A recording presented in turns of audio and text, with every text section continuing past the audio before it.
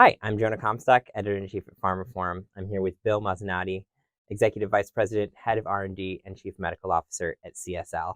We're here at the CSL facility in Waltham that just had its grand opening and ribbon cutting ceremony this morning. Thanks for joining me, Bill. Thanks, Jonah, for having me.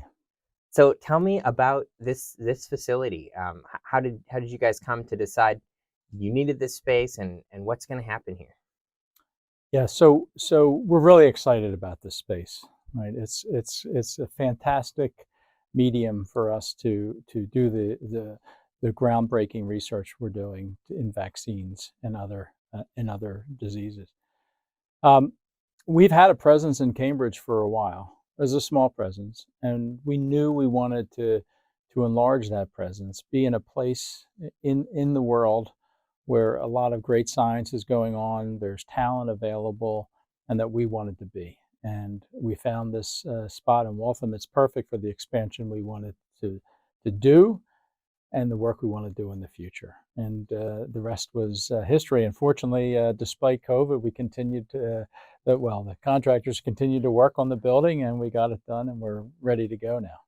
So speaking of history, in the talks, there was a little presentation to open this morning. One of your colleagues mentioned that your work with influenza goes back to the 1918 flu pandemic, and of course that got evoked a lot during the most recent pandemic. Sure. So tell me a little bit about your history in the vaccine space, and then we can talk about where we're going next.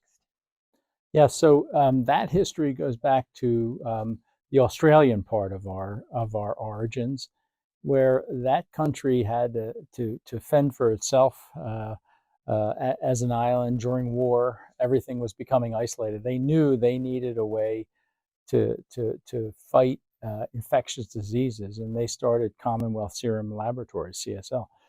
And during that time, they came up with a therapy for flu. It was a bit of not a vaccine exactly, but it worked in a way of prevention and therapy. And actually, Australia is one of the least hit countries from Spanish flu. Now, whether that was partly from the therapy and partly from the isolation, yeah. Anyway, so we've had a presence ever since, a little bit, and BioCSL was a part of CSL for a long time, based in Melbourne, that was working on vaccines and flu in particular.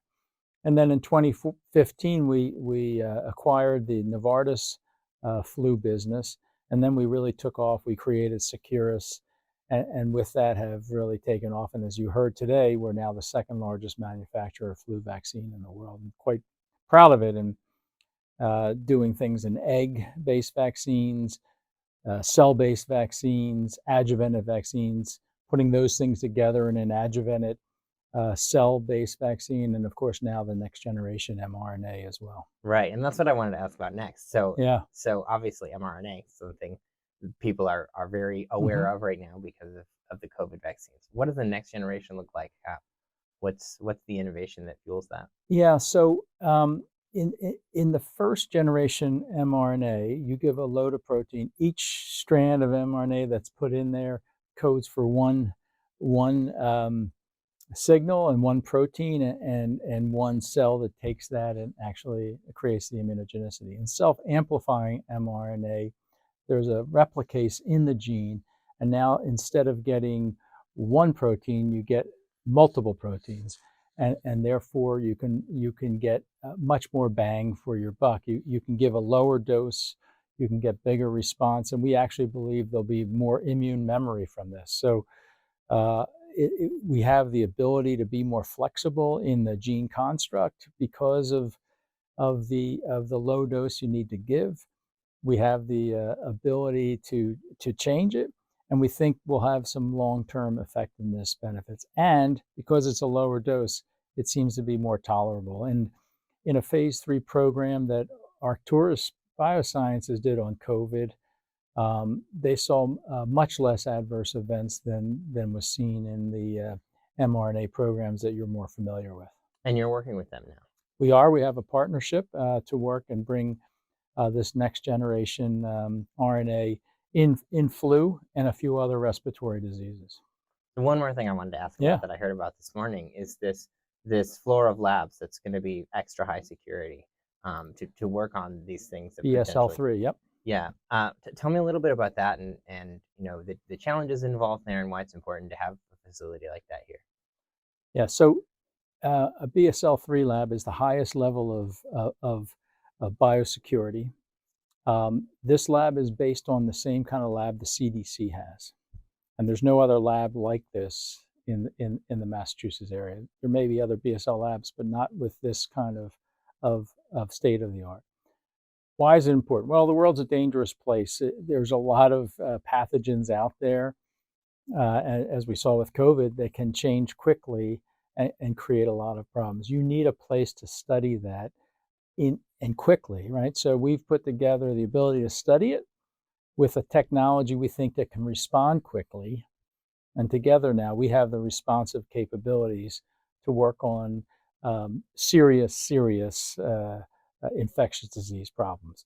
And I believe it'll be a place where our academic partners want to work with us because, of course, having this kind of facility and having all of the systems and processes to make sure everyone in the community is safe while you're working on it is incredibly labor intensive. And the intricacies of the processes and the workflow to make sure that everyone's safe is incredibly important. But we have that now, and when we open for business, we'll be able to work with many partners on interesting challenges for the world. That's fantastic. Any final thoughts or anything we haven't talked about yet that you want to make sure you mention, particularly for our audience of folks at other pharma companies? Yeah, I would say don't be afraid to go out and expand. This is an expansion for us, and it's a time of uncertainty. It's a time of uncertainty in the industry. We have a new Inflation Reduction Act, and there's many that worry about what that means to the industry. I'm still bullish on the industry and bullish on what we're doing for people and for public health. And so I think this new facility and this new location emphasizes that bullishness. So Yeah, thank you. I agree. It's great to see someone expanding in a time like this. And you mentioned hope in your speech this Yes, we morning. did. So that's something the industry needs, and hopefully this will give Industry needs hope. The world needs hope, right? And there's plenty of doubt in the world. So why not bring a little hope? Awesome. Thanks so much, Bill. Thank you very much. Hi, I'm Jonah Comstock, Editor-in-Chief of Pharmaphorum, and I'm here with Paul McKenzie, CEO and Managing Director at CSL. We're here in the newly opened CSL R&D facility in Waltham.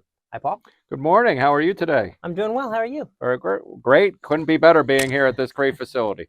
Thanks for sitting down with me today. Where are you based? Where'd you come in from for this? I am based in Philadelphia, right outside Philadelphia, called King of Prussia. That's where our corporate headquarters is in the United States. Oh, that's so funny. I'm about to head to Philadelphia for Reuters Pharma right after this. Oh, very good. I'm All right. the Acela too. Fantastic. Well, it's a good city. So both Bill and I are born and raised in Philadelphia, so it's good. You'll enjoy it there. So I heard this morning that you're fairly new to this post. Correct. Right? Yep. I started in the beginning of March. Oh, wow. Well, congratulations. Thank you very much. It's a great privilege to lead such a fantastic organization. So tell me a little bit about your impression so far at CSL and what makes you excited about the gig. So I've been at CSL almost 4 years, so as Chief Operating Officer. So I've known a little bit about the business, but what's really excited me when I came to CSL was really just our commitment to our values and our promise to patients and public health. Everyone across the whole organization puts patients first. We call everybody a Chief Patient Officer, and you really feel that energy. So we're a values-driven organization, and we're an organization that's really focused on really bringing value and really making a difference in the world. You said a funny thing this morning. You said that you guys are one of the biggest biotechs that nobody's ever heard of, or something like that. You fly under the radar a little bit. Why do you think that is? And is it a pro or a con? I think it's a pro, right? But we have a great history, as Bill shared with you, coming out of a 100-year history in Australia. But because of that, we tended to fly under the radar screen. We're not one of the fancy venture capital companies that ends up in the discussion. We're a really company that delivers across the world. We're about execution. We're about innovation. And when we do that, we want to make sure that you continue to do that day in and day out. And it's not about fancy press releases or other things. It's really about making a difference. So Bill talked about this a little bit, but from your perspective, the corporate perspective, doing this expansion now, you mentioned, or someone mentioned 2 other expansions in Australia and Germany. What's the rationale there in a time that, some people are pulling back, there's some economic uncertainty of really like building these beautiful new state-of-the-art facilities and just doubling down? The unfortunate thing is disease doesn't take a break. It didn't take a break during the pandemic, and it doesn't take a break now. So there's patients that are waiting. So it's important to continue the journey of sustainable and profitable growth. And when you're sustainable and profitable, you can invest in research and development. And that's the key for our success, is investing in these innovations that will make a difference around the world. The mayor of Waltham was here this morning. Yep. It seems like the city is very proud to have this facility here. For those of you who aren't from the Boston area, Waltham's a smaller town in the greater Boston area, small but mighty. So why did you guys pick Waltham, and how has it been working with the city? I think Waltham is a great choice. And if you think about our location right off of the interstate, it's fantastic for our employees who come from all parts of the metropolitan area. So it's really great. Waltham has a great history, as the mayor shared, going back to the original days of really introducing industry to the area. And we're really happy to be here. It allows us to connect to academic institutions, allows us to connect to the collaborators that we have, not only in the Boston area, but across the United States. So it's really fantastic. What are some things you're excited about that CSL is working on, maybe that we didn't talk about? Yeah, I think there's plenty of areas where we're continuing to disrupt ourselves. So if you think about in our hemophilia space, we've recently announced with a partner out of Lexington, Massachusetts, Unicure, a new solution for hemophilia B with basically Hemgenix, which disrupts. We're the industry leader in hemophilia with Idelvion. This now gives us another solution for patients moving forward. And disrupting yourselves before someone else can do it, right? Well, disrupting ourselves for the benefit of patients, right? That's really the key. Not every patient can be gainfully solved. Their patient journey can't be solved with just the infusions or the state of the care today. So now we're looking forward to bringing a gene therapy, which ideally could be one and done. Yeah. We'll have to see over time how the durability is, but that's what we're looking to achieve. So that's one of the most interesting things I think happening in pharma right now, is that these cell and gene therapies, they could just change the nature of treatment for so many diseases. But then there are these concerns about how is the kind of market access going to work? How are you going to charge for something that's one and done? How are the insurances going to deal with it? Like all of that stuff.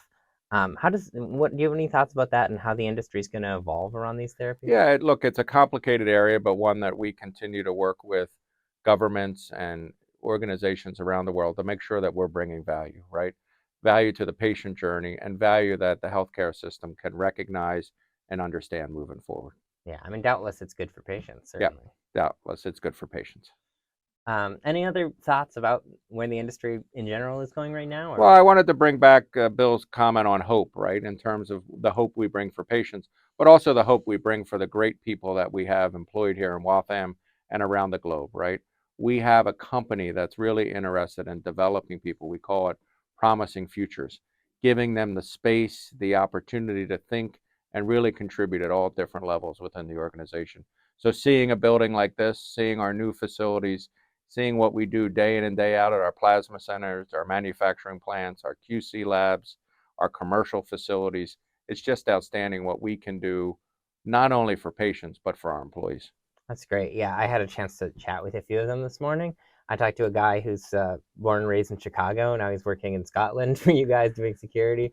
And it seems like, some really incredible opportunities and experiences at this global company. Yeah, 32,000 people proud around the globe. So we're really, really proud of what we have and really looking forward to the next chapter. Fantastic. Well, thanks so much, Paul. It's been great chatting with you. Thanks for coming in, and I'm really glad that you enjoyed the facility and you're excited as well as we are for this next journey. Absolutely. Looking forward to the tour. See you.